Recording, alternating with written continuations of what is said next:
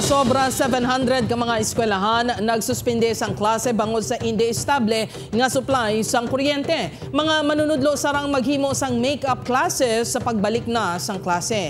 Ini ang gintutukan ni Tess Ordales.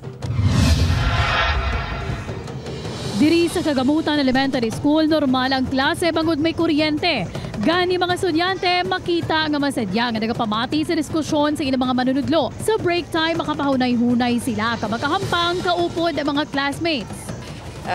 This year 2024 wala man sang suspension of classes kay may ara kami kuryente. Pero ginakabalakan sang Department of Education nga ang pagtuon sa mga estudyante sa mga lugar nga wala sang estable nga kuryente mabutang sa alang-alang. Rason nga suportado sini ang deklarasyon sang pila ka mga alkalde sa panay sang suspensyon sang klase.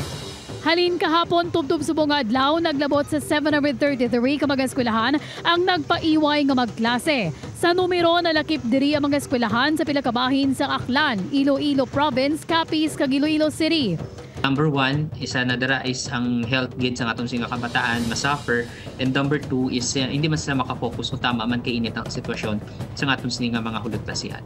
Ginapanuginan man ang mga ginikanan nga giyahan ng kabataan sa pag-review sa mga leksyon samtang ara sa mga panimalay. Pananglitan magbalik na ang klase nakadepende na sa DepEd 6 sa manunudlo kung paano ipatigayon ang makeup classes.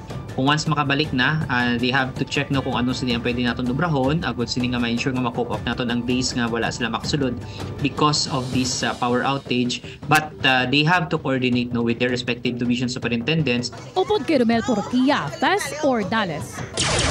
1 Western Visayas.